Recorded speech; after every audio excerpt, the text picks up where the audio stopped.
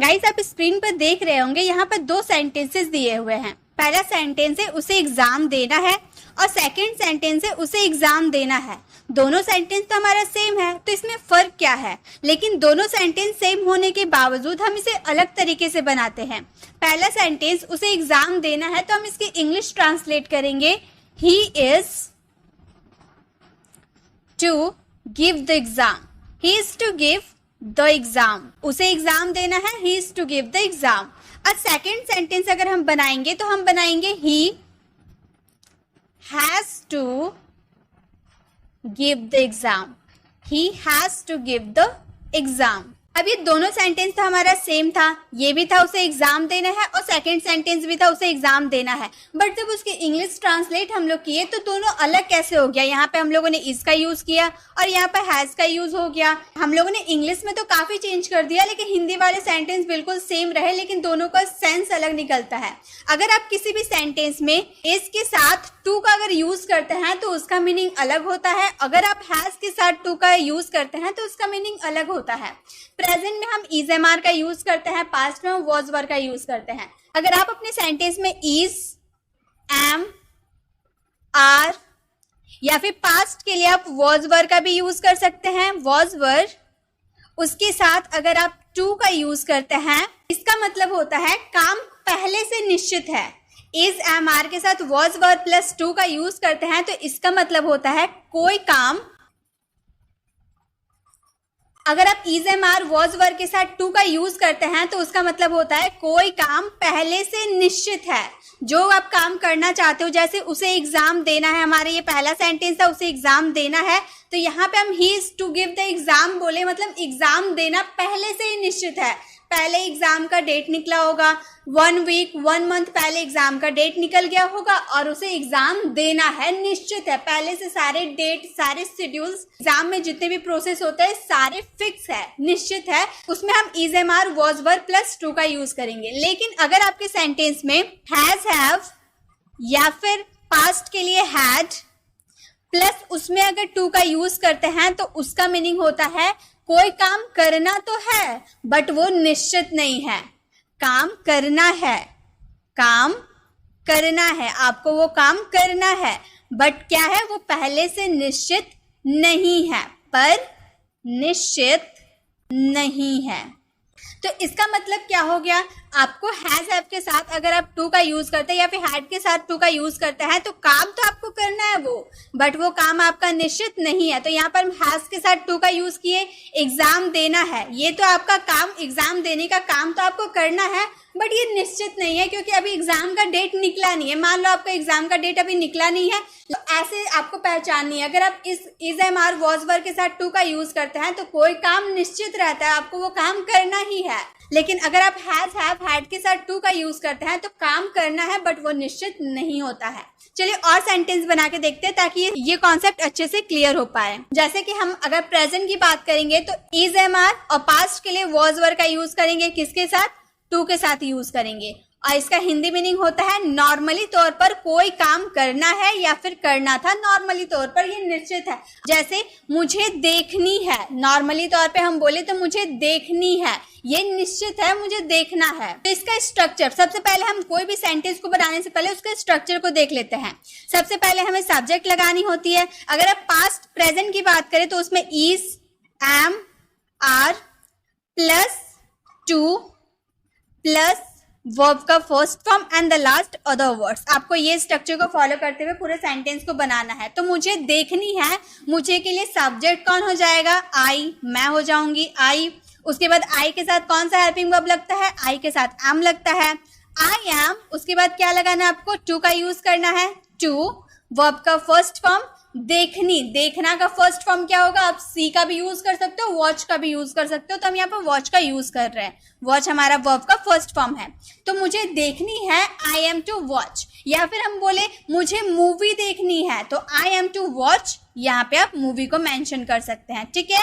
मुझे मूवी देखनी है, I am to watch movie. उसी तरह से उसे एग्जाम देना है, अभी मैंने आपको ये बताया था ना, उसे एग्जाम देना है, ये निश्चित है, ये काम करना निश्चित है। मान लो आप मेरे घर आए और मुझे बोले कि चलो बाहर खेलने चलते हैं। अब मम्मी ने मुझे बाहर जाते हुए देख लिया तो मम्मी मम्मी आपसे बोल रही है कि इसका एग्जाम है कल और इसे एग्जाम देना है, निश्चित है, एग्जाम का डेट आ गया तो इसे एग्जाम देना है, तो ये बाहर खेलने नहीं जाएगी। मेरी मम्मी बोलेगी यदि कि कोई काम पहले से निश्चित है तो इसमें हम क्या यूज करेंगे, इज एम आर के साथ टू का यूज करेंगे, उसमें वर्ब का फर्स्ट फॉर्म लगाना है, यानी कि कोई काम पहले से निश्चित है तो हम बोलेंगे उसे एग्जाम देना है, तो इसका क्या हम बनाएंगे, ही। या फिर आप लड़की की बात करें, उसे एग्जाम देनी है तो हम यहाँ पर सी का यूज करेंगे, she is to give the exam, she is to give the exam, उसे एग्जाम देनी है।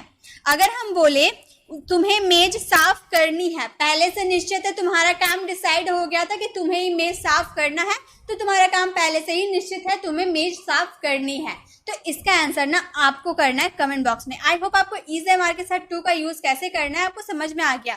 आपको कुछ नहीं करना, बस इस स्ट्रक्चर को फॉलो करते हुए अपने सेंटेंसेस को कंप्लीट करना है। पहले सब्जेक्ट यूज करना है, देन इज एम आर का यूज कीजिएगा, देन टू का यूज कीजिएगा, देन वर्ब का first form and the last other words अगर आपका बचता है तो। ठीक है, तो ये सेंटेंसेस को आपको फ्रेम करके इसका आंसर कमेंट बॉक्स में करना है। नेक्स्ट है उसे वो करना था। अब यहाँ पास्ट की हम बात कर रहे हैं ना, हम बोले उसे वो करना था, मतलब पास्ट में कोई काम पहले से निश्चित था, तो हम बोलेंगे उसे वो करना था, तो उससे के लिए क्या यूज होगा, हम किसी बॉय की बात करेंगे तो ही का यूज होगा। इसका स्ट्रक्चर क्या होता है, सब्जेक्ट यूज कीजिएगा, उसके बाद वॉज या फिर वर, आपके सब्जेक्ट के अकॉर्डिंग वॉज वर का यूज होता है, ये तो आपको पता होगा वॉज किसके साथ यूज होता है, वर किसके साथ यूज होता है, तो वॉज वर का यूज कीजिएगा, देन आपको टू का यूज करना है, देन वर्ब का first form and the last other words आपको यूज करना है। ठीक है, ये हो गया। जैसे उसे वो करना था, पास्ट में उसे वो करना था, तो ही के साथ वॉज लगता है, he was to that do that, he was to do that, उसे वो करना था। उसी तरह से तुम्हें मेज साफ करनी थी, पास्ट में तुम्हारा काम डिसाइड हो गया था, ये काम निश्चित था, तुम्हें पास्ट में मेज साफ करनी थी, तो हम बोलेंगे यू के साथ क्या लगता है, वॉज लगता है ना, वर लगता है, यू के साथ वर लगता है, यू वर टू, वर के बाद हम क्या लगाएंगे, हेल्पिंग वर्ब के बाद टू लगाना है, टू लगा दिए। उसके बाद साफ करने की इंग्लिश क्या होती है, क्लीन होते हैं, क्लीन का फर्स्ट फॉर्म तो क्लीन ही होता है, क्लीन द टेबल, तो हम बोलेंगे you were to clean the table, तुम्हें मेज साफ करनी थी। तो यहाँ पे क्या था, जब आपका कोई काम पहले से निश्चित होता है, अगर आप प्रेजेंट की बात करते हो तो सबसे पहले आप सब्जेक्ट यूज कीजिएगा, देन आपको इज एम आर में से किसी का यूज करना है, वो आपके सब्जेक्ट के अकॉर्डिंग यूज होगा, देन आपको टू का यूज करना है, देन वर्ब का first form and the last आपको अदर वर्ड्स। अगर आपके बचते हैं तो, नहीं बचते तो कोई बात नहीं। अगर आपको पास्ट में कोई काम करना था, पहले से निश्चित था, तो हम बोलेंगे सब्जेक्ट देन वॉज वर आपके सब्जेक्ट के अकॉर्डिंग चेंज होगा, देन टू, देन वर्ब का first form and the last other words. I hope आपको ये समझ में आए होंगे। अब तुम्हें मेज साफ करनी है, इसका आंसर आपको कमेंट बॉक्स में जरूर करना है। ये तो हम लोगों ने देख लिया कि कोई काम पहले से निश्चित था तो उसकी इंग्लिश कैसे बनाएंगे। नेक्स्ट हमारा क्या था कि कोई काम करना है बट वो निश्चित नहीं है, तो इसका कैसे हम सेंटेंस बनाएंगे। हैज आपका यूज करेंगे हमारा प्रेजेंट के लिए, और हैड का यूज कब होता है, हमारा पास्ट के लिए हैड का यूज होता है, और उसके साथ अगर टू का यूज कर देते हैं तो प्रेजेंट में कोई काम करना है और पास्ट में कोई काम करना पड़ा, निश्चित नहीं है लेकिन। जैसे उसे एग्जाम देना है, उसे एग्जाम देना है, ये पढ़ाई कर रहा तो उसे एग्जाम तो देना पड़ेगा, लेकिन एग्जाम का डेट अभी फिक्स नहीं है, निश्चित नहीं है कि वो एग्जाम कब देगा, तो हम क्या यूज करेंगे, हैज आपका यूज करेंगे, क्योंकि यहाँ प्रेजेंट की बात कर रहे हैं। इसका आंसर तो मैं आपको स्टार्टिंग में ही बता दी थी, तो आप इसका आंसर कमेंट बॉक्स में दीजिएगा। नेक्स्ट है उसे पढ़ना है, उसे पढ़ना है, उसे हमारा सब्जेक्ट, इसका structure subject, then has, has में से या हैव कोई भी सब्जेक्ट के अकॉर्डिंग चेंज हो जाएगा, देन टू, देन वर्ब का first form and the last other word. सारे स्ट्रक्चर सेम होते हैं, बस आपके हेल्पिंग वर्ब चेंज हो जाते हैं, वो आपके काम के अकॉर्डिंग कि आप सेंटेंस कैसे बोल रहे हो, कौन सी उसमें किस तरह की क्रिया हो रही है। तो उसे पढ़ना है, उसे के लिए हम ही का यूज करेंगे, किसी बॉय की बात करेंगे, ही के बाद ही के साथ क्या लगता है, हैज ना हैव लगता है, हैज लगता है, ही हैज टू स्टडी, पढ़ने के लिए क्या यूज होता है, स्टडी यूज होता है, और टू तो हमें लगाना था, ये हमारा स्ट्रक्चर था, तो बोलेंगे ही हैज टू स्टडी, उसे पढ़ना है, या फिर उसे इंग्लिश पढ़ना है, he has to study English. ठीक है, इस तरह से आप बोल सकते हो। हमें फिल्म देखनी है, मतलब देखना है लेकिन कोई निश्चित नहीं है कि कब देखना है, लेकिन हमें फिल्म देखनी है, हम हमें के लिए वी यूज करेंगे, वी के साथ क्या लगता है, हैव लगता है। हैज हमेशा थर्ड पर्सन सिंगुलर के साथ लगता है और द सब्जेक्ट के साथ हैव का यूज होता है। वी हैव टू वॉच, यहाँ पर देखने के लिए वॉच का यूज किए। We have to watch movie, यहाँ फिल्म देखने की बात करें, मूवी हमारा ऑब्जेक्ट हो गया। We have to watch movie, हमें फिल्म देखनी है। नेक्स्ट, उसे जाना पड़ा, पड़ा वाला सेंस बोलिए यानी कि पास्ट वाला हो गया, इसका स्ट्रक्चर होगा सब्जेक्ट, देन आपका हैड का यूज कीजिएगा, सभी सब्जेक्ट के साथ हैड का यूज होगा, देन टू, देन वर्ब का first form, then other words. इस स्ट्रक्चर को फॉलो करते हैं हम सेंटेंस को बनाएंगे। सबसे पहले मुझे, हमारा सब्जेक्ट है तो हम बोलेंगे आई, देन आई के साथ हैड लगेगा, हैड के बाद हमें टू का यूज करना है, देन जाने का first form go. I had to go, उसे जाना पड़ा, मुझे जाना पड़ा, आई हैड टू गो, उसे जाना पड़ा, ही हैड टू गो, हमें जाना पड़ा, वी हैड टू गो, उन्हें जाना पड़ा, दे हैड टू गो। इस तरह से सेंटेंस सब्जेक्ट को चेंज कर करके अब बहुत सारे सेंटेंस खुद से फ्रेम कर सकते हैं। नेक्स्ट है, उसे खेलना पड़ा, ओके काम करना है लेकिन कोई निश्चित नहीं है पास्ट में, उसे खेलना पड़ा या फिर खेलना था तो हम बोलेंगे ही के साथ हैड का यूज करेंगे, he had to play, he had to play, उसे खेलना पड़ा। तो इस तरह से आप हैज, हैव और हैड के साथ टू का यूज कर सकते हैं। आई होप आपको ये भी अच्छे समझ में आ गए। गाइस, अब आपको सारे स्लाइड का स्क्रीनशॉट लेने की जरूरत नहीं है क्योंकि आप लोगों के डिमांड पर मैं रिसेंट में न्यू टेलीग्राम चैनल खोल रखी हूँ, जिसे आप डिस्क्रिप्शन पे दिए गए लिंक पे क्लिक करके उसे ज्वाइन कर सकते हैं। जो भी मैं इस वीडियो में पढ़ा रही हूँ आपको सभी के PDF हमारे टेलीग्राम चैनल पर मिल जाएगी। मैंने यहाँ पर हिंदी वाले सेंटेंसेस को इंग्लिश में ट्रांसलेट कर रखी हूँ, बट आप टेलीग्राम चैनल पर जब PDF में जाओगे तो वहाँ पर आपको इंग्लिश वाले सेंटेंसेस नहीं मिलेंगे, आपको उसे खुद से सॉल्व करना होगा और आप उसे खुद से सॉल्व कीजिएगा, अच्छे से प्रैक्टिस कीजिएगा तो आपको अच्छे से समझ में भी आएगा और आप किस तरह से ट्रांसलेट कर रहे हैं। आप सारे पहले कॉन्सेप्ट को समझ जाइए, जो मैं यहाँ पर समझा रही हूँ आप अच्छे से समझ जाइए, फिर PDF को आप डाउनलोड कर लीजिएगा, देन उसमें जो भी सेंटेंसेस दिए गए हैं उसे ट्रांसलेट करके उसका आंसर कमेंट बॉक्स में ज़रूर दीजिएगा। इससे आपकी बहुत ही अच्छी प्रैक्टिस हो जाएगी और आपको सारे कॉन्सेप्ट अच्छे से क्लियर हो जाएंगे। और अगर आप शॉर्ट वीडियो देखने में इंटरेस्टेड है तो मैंने आप लोगों के लिए इंस्टाग्राम चैनल भी खोल रखी हूँ जिसपे आप शॉर्ट्स वीडियो देख सकते हैं और अपनी इंग्लिश वोकैबुलरी, इंग्लिश ग्रामर को काफ़ी इन्हेंस कर सकते हैं। तो आप डिस्क्रिप्शन पे दिए गए लिंक पे जरूर क्लिक करें और इंस्टाग्राम चैनल को भी ज्वाइन कर सकते हैं। तो चलिए इसी के साथ हम वीडियो को कंटिन्यू करते हैं। नेक्स्ट हमारा यूज है, अगर हम is, am, are, was verb के साथ बीइंग का यूज कर देते हैं तो हमारे हिंदी वाले सेंस होते हैं किया जा रहा था। गाइस, आज के इस वीडियो में हम क्या सीखने वाले हैं? आज के इस वीडियो में सीखने वाले बी, बीन और बीइंग के यूजेस, हम तो यही सीखने वाले हैं। अभी तक हम लोगों ने सिर्फ इजी कॉन्सेप्ट को कवर किया, अब हम आते हैं मेन कॉन्सेप्ट में। किसी भी सेंटेंस में बी का यूज करने से क्या होता है, बीन का यूज करने से क्या होता है और बीइंग का यूज करने से क्या होता है, आज के इस वीडियो में आपको पूरे डिटेल में बताती हूँ। सबसे पहले हम बात करेंगे बी के यूजेस। किसी भी सेंटेंस में बी का मतलब क्या होता है? सबसे पहले यहाँ पर मैं बी लिख दे रही हूँ। बी का मतलब होता है होना, बी का मतलब होता है, टू बी का मतलब क्या होता है? होना। जैसे कि आप कोई सेंटेंस लिखते हो, जैसे मैंने लिखा यू शुड बी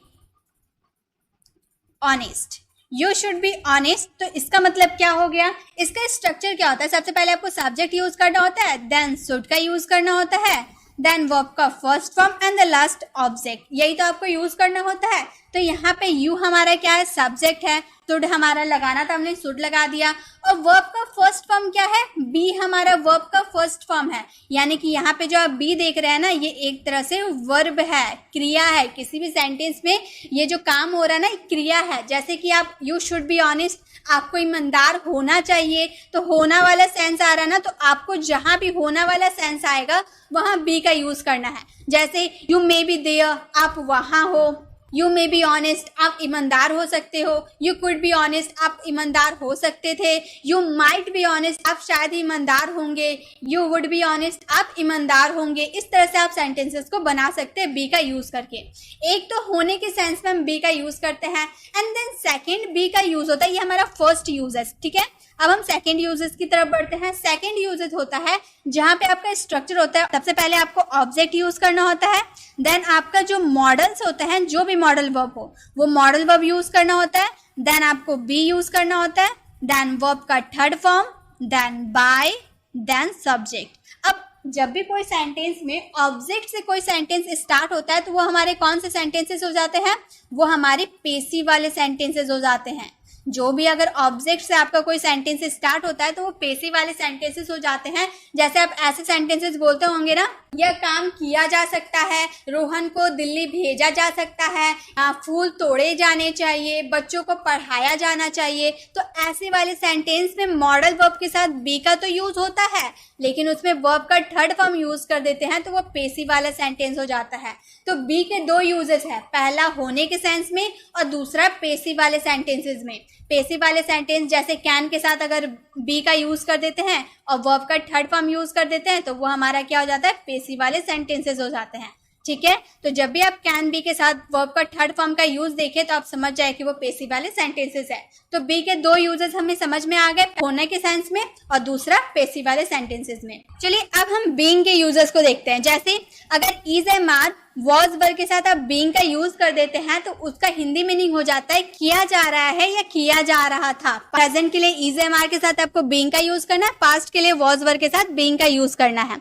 जैसे कि उसे पीटा जा रहा है, आपका पेसिव वाले सेंटेंस है ये, उसे पीटा जा रहा है तो किसी के द्वारा तो पीटा जा रहा होगा, आपके द्वारा, हमारे द्वारा, किसी के द्वारा तो उसे पीटा जा रहा है। वो पिटाई खाने का काम कर रहा है लेकिन वो पीट नहीं रहा, उसे पीटा जा रहा है। तो हम बोलेंगे तो किसी के द्वारा कोई काम किया जाएगा तो उसका स्ट्रक्चर रहेगा, सबसे पहले आपको सब्जेक्ट यूज करना है, देन आपको इज एम आर, अगर प्रेजेंट की बात करें तो आपको इज, एम या फिर आर, तीनों में से किसी एक का यूज करना है। देन आपको बीइंग का यूज करना है, बीइंग आपको सब में लगाना है, देन वर्ब का third form and the last आपको अदर वर्ड्स यूज करना है जो आपके बच जाते हैं। ठीक है, तो सबसे पहले उसे, ये हमारा ऑब्जेक्ट है, आप ध्यान रखिएगा। तो यहाँ पे हम ऑब्जेक्ट की बात करते हैं, यहाँ पर ऑब्जेक्ट यूज होगा। ठीक है, तो उसे के लिए हम क्या बोलेंगे, ही हमारा ऑब्जेक्ट है। ठीक है, पेसिव वाले सेंटेंस में ऑब्जेक्ट का यूज स्टार्टिंग में किया जाता है। ही के साथ क्या लगता है, इज लगता है, ही इज, उसके बाद क्या लगाना है, बीइंग। आप स्ट्रक्चर को ध्यान देते हुए सेंटेंसेस को देखिए, ही इज बीइंग, उसके बाद वर्ब का थर्ड फॉर्म, पीटने का काम हो रहा, इसका थर्ड फॉर्म क्या हो जाएगा, बिटन, बीट का होता है बिटन। ही इज बीइंग बिटन, उसे पीटा जा रहा है मेरे द्वारा, तो यहाँ पर हम क्या कर देंगे, बाय मी कर देंगे। तो यहाँ पे ये जो हमारा सब्जेक्ट, ये एक्चुअली हमारा सब्जेक्ट है, तो इसे आप लिख भी सकते हैं, नहीं भी लिख सकते, इसमें कोई दिक्कत नहीं है। तो इज बीइंग बिटन भी बोल सकते हैं, इज बीइंग बिटन बाय मी भी बोल सकते हैं। ठीक है, नेक्स्ट, इमारत बनाई जा रही है, किसी के द्वारा तो बनाई जा रही है लेकिन सब्जेक्ट का जिक्र नहीं हुआ है, तो हम इमारत के लिए बोलेंगे द बिल्डिंग, द बिल्डिंग, इमारत, the building is being constructed, the building is being constructed, इमारत बनाई जा रही है। उसी तरह से दूध बेचा जा रहा था, पास्ट की बात बोल रहे, था आ रहा है यानी कि वाज वर्ब में से कुछ लगाना है, तो दूध बेचा जा रहा था, दूध आप बेच रहे तो आपका जिक्र नहीं किया जा रहा, सिर्फ जो ऑब्जेक्ट है उस पे, काम जिस पे हो रहा है सिर्फ उसका जिक्र किया गया है। दूध बेचा जा रहा है तो बोलेंगे द मिल्क वॉज, मिल्क के साथ वॉज, बीइंग का यूज हमें करना है, बीइंग का यूज करेंगे। सेल का थर्ड फॉर्म सोल्ड होता है, the milk was being sold, यहाँ पर बाय मी भी कर सकते, मेरे द्वारा दूध बेचा जा रहा था, या फिर the milk was being sold, दूध बेचा जा रहा था। ठीक है, कमरा साफ किए जा रहे थे, किसी के द्वारा तो कमरा साफ किया जा रहा होगा, तो हम यहाँ बोले कमरा साफ किए जा रहा था, तो हम बोलेंगे द रूम्स। रूम्स हम इसीलिए बोले क्योंकि कमरे की बात की है, एक कमरा नहीं बहुत सारा कमरा है, तो रूम्स के साथ वर लगता है, अगर एक रूम रहता तो वॉज का यूज करते। द रूम्स वर, बीइंग का यूज तो सब में करना है, बीइंग, क्लीन का third form cleaned, the rooms were being cleaned, कमरे साफ किए जा रहे थे। तो इस तरह से आप इज एम आर के साथ बीइंग का यूज करिएगा जब आपको कोई काम किया जा रहा है, कंटिन्यू किया जा रहा है और आपका उसमें वो पेसिव वाले सेंटेंस है, तो उसमें आपको is am are being plus verb का उसमें थर्ड फॉर्म आपको यूज करना है। ठीक है, थर्ड फॉर्म आपको यूज करना है और वॉज वर्ब के साथ भी वर्ब का थर्ड फॉर्म यूज करना है। एक सेंटेंस आप लोगों के लिए है, खाना बनाया जा रहा था, इसका आंसर आपको कमेंट बॉक्स में करना है। नेक्स्ट है इज एम आर के साथ और वॉज वर्ब के साथ अगर टू बी का यूज करें, तो अभी हम लोगों ने देखा था ना टू का यूज, कोई काम पहले से निश्चित होता है, तो यहाँ पे हम टू के साथ बी का भी यूज कर रहे हैं। ठीक है, टू के साथ बी का भी यूज करेंगे तो हमारा होगा किया जाना है या फिर किया जाना था, मतलब ये भी पेसिव वाले सेंटेंस है, कोई काम किसी के द्वारा किया जाना है, निश्चित है कोई काम किसी के द्वारा किया जाना है, या फिर कोई काम किसी के द्वारा किया जाना था, ऐसे वाले सेंटेंस आएंगे। जैसे जूते धोए जाने हैं, किसी के द्वारा तो धोया जाएगा लेकिन जिक्र नहीं हुआ है, हम बोले जूते धोए जाने, सबसे पहले आपको ऑब्जेक्ट यूज करना है, देन प्रेजेंट के लिए आपको इज, एम, आर आपके ऑब्जेक्ट के अकॉर्डिंग लगेगा, देन आपको टू बी का यूज करना है, देन वर्ब का third form, and the last आपको सब्जेक्ट यूज करना है, या फिर अदर वर्ड्स का भी आप यूज कर सकते हैं। जैसे ऑब्जेक्ट हमारा क्या है, जूता है, जूता पे काम हो रहा है ना, तो हम बोलेंगे शूज, जूता के लिए शूज आर, शूज बहुत सारे शूज है इसलिए आर का यूज किए, शूज आर टू बी, धोने के लिए वॉश, वॉश का third form washed, shoes are to be washed, जूते धोए जाने हैं। नेक्स्ट, उसे भेजा जाना है, तो उसे ही की बात कर दी, या फिर सी का भी यूज कर सकते हैं अगर लड़की की बात करें तो हम बोलेंगे ही इज, ही के साथ इज लगता है, ही इज टू बी, भेजने के लिए सेंड, सेंड का थर्ड फॉर्म सेंट। गाइज अगर आपको वर्ब में कोई भी डाउट है तो मैंने वर्ब की भी वीडियो बना रखी हूँ, आप उसे जरूर विजिट कर सकते हैं। तो उसे भेजा जाना है, he is to be sent. Next, मेज साफ की जानी है, किसी के द्वारा तो की जाएगी, तो मेज साफ की जानी है, इसका आंसर ना आपको कमेंट बॉक्स में करना है। नेक्स्ट है तुम्हें बताया जाना था, मतलब कोई काम किसी के द्वारा किया जाना था, was verb plus being plus verb का थर्ड फॉर्म यूज होगा। जैसे तुम्हें बताया जाना था, बोलेंगे यू, यू के साथ वर का यूज होता है, you were to be, tell का थर्ड फॉर्म, बताने के लिए टेल, टेल का third form told, you were to be told, तुम्हें बताया जाना था। या फिर हमें पूछा जाना था, किसी के द्वारा पूछा जाएगा तो हमें के लिए वी वर, वी के साथ भी वर लगता है, वॉज से थर्ड पर्सन सिंगुलर के साथ लगता है, वी वर टू बी, पूछने के लिए आस्क, आस्क का third form asked, you were to be asked, उसे पूछा जाना था। तो इस तरह से कोई काम पेसिव वाले सेंटेंस होंगे, किया जाना है, उसमें आपको is am are plus to be plus verb का थर्ड फॉर्म यूज करना है, और कोई काम किया जाना था उसमें was were to be plus verb का थर्ड फॉर्म यूज करना है। ठीक है, ये हो गया क्लियर। अब है हैज हैव के साथ टू बी का यूज और हैड के साथ टू बी का यूज, ये भी हमारे पेसिव वाले सेंटेंस है। ठीक है, जिसमें टू बी का यूज हो जाता है वो पेसिव वाले सेंटेंस हो जाते हैं। इसमें मस्ट, मस्ट का यूज इसीलिए किए, मतलब जरूर किया जाना है या जरूर किया जाना था, ये हमारा नॉर्मल किया जाना है या किया जाना था, मतलब नॉर्मली तौर पे आपको किया जाना है। लेकिन जब हैज या हैव का यूज आप टू बी के साथ करते हैं और वर्ब का थर्ड फॉर्म लगाते हैं, मतलब आपको अवश्य जरूर वो काम किया जाना है, जरूर। ठीक है, पूरे एकदम इंपॉर्टेंट है वो काम करना। जैसे कि उसे पूछा जाना है, उसे पूछा जाना है, मस्ट, मस्ट यानी कि इंपॉर्टेंट है, ये बहुत इंपॉर्टेंट है, उसे पूछना बहुत ही इंपॉर्टेंट है, तो उसे पूछा जाना है तो हम बोलेंगे he has to be asked, he has to be asked, उसे पूछा जाना है। उसी तरह से इसे भेजा जाना है, किसी के द्वारा तो भेजा जाएगा, तो हम बोलेंगे इसे, कोई वस्तु होगा तो इट का यूज कर दे रहा है, it has to be sent, भेजने के लिए sent, it has to be Saint.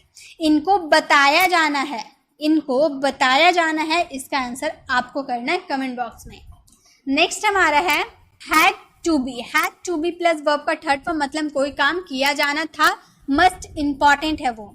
जैसे राहुल को पकड़ा जाना था, मतलब राहुल भाग रहा है, राहुल को पकड़ा जाना था। आप बोल रहे हो कि राहुल को पकड़ा जाना था, राहुल तो भाग गया, तो राहुल को किसी के द्वारा तो पकड़ा जाना था, तो हम बोलेंगे राहुल हैड टू बी का यूज करेंगे, और कैच, पकड़ने के लिए कैच, कैच का third form caught, Rahul had to be caught, Rahul को पकड़ा जाना था।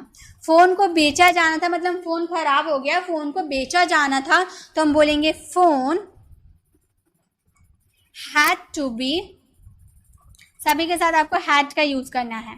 फोन हैड टू बी, बेचने के लिए सेल, सेल का third form sold, phone had to be sold, phone को बेचा जाना था। तो इस तरह से प्रेजेंट में कोई काम किया जाना था, जरूरी था, तो उसमें आपको हैज हैव के साथ टू बी प्लस वर्ब का थर्ड फॉर्म यूज करना है। और पास्ट में कोई काम किया जाना था, जरूरी था, तो उसमें हैड टू बी के साथ वर्ब का थर्ड फॉर्म यूज करना है। ठीक है, इसका आंसर आपको कमेंट बॉक्स में करना है। नेक्स्ट, सारे यूजेस हम लोगों ने देख लिए, बीइंग के साथ कैसे यूज करना है वो भी हम लोगों ने देख लिया। अब हमारा नेक्स्ट है वुड बी। वुड बी का मतलब होता है होगा या फिर रहा होगा।